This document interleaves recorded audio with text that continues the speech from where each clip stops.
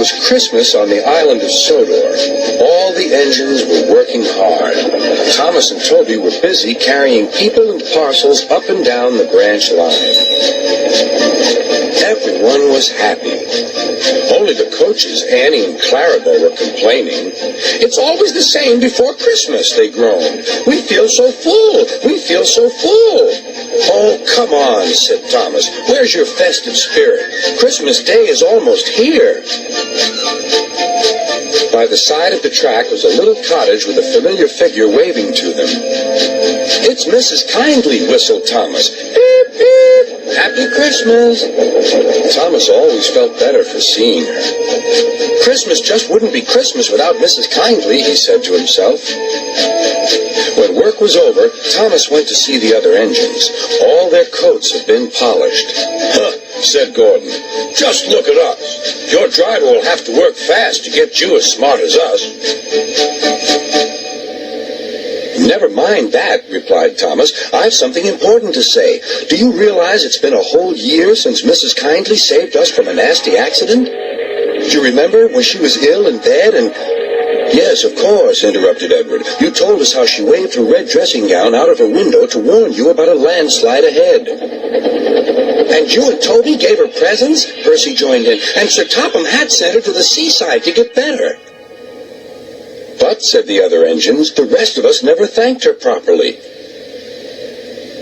"Exactly," said Thomas. "So now I think we should all give her a special Christmas party." Everyone was getting very excited, and the drivers felt sure that Sir Topham Hatt would agree, as indeed he did. The engines were all busy making plans when silence fell. Sir Topham Hatt had bad news. "The weather's changed badly. Mrs. Kyndley is snowed up. Toby says he'll help to rescue her. You must help too, Thomas. There's no party unless you do." Thomas hated snow, but he said bravely, "I'll try, sir. We must rescue her. We must." "There's a good engine. You and Toby will manage splendidly." Thomas charged the snowdrifts fiercely.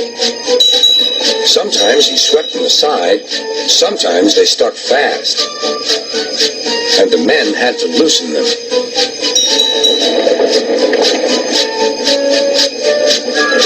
But at the cutting near the cottage, they could go no further. "Look at that!" exclaimed Thomas's fireman. "Beep, beep! Here we are!" An answering wave came from an upstairs window. Then they heard a familiar sound. "That's Terence, the tractor," said Thomas. "He's come to help too." Sure enough, Terence had a snowplow and was working hard to clear a patch to the railroad line and safety. At long last, the rescue was complete. Percy took the tired workmen home. Terence said goodbye to Mrs. Kyndley and promised to take care of her cottage as he watched them all set off. The engines made good time. No more snow had fallen, but the yard was dark. There was no one to be seen. Thomas's heart sank. Suddenly, all the lights went on. What a marvelous sight awaited Mrs. Kyndley. "Well done," said Sir Topham Hatt. "I'm really proud of you all." Mrs. Kyndley especially thanked the smaller engines. "Thomas and Toby are old friends," she said. "And now, Percy, you are my friend too."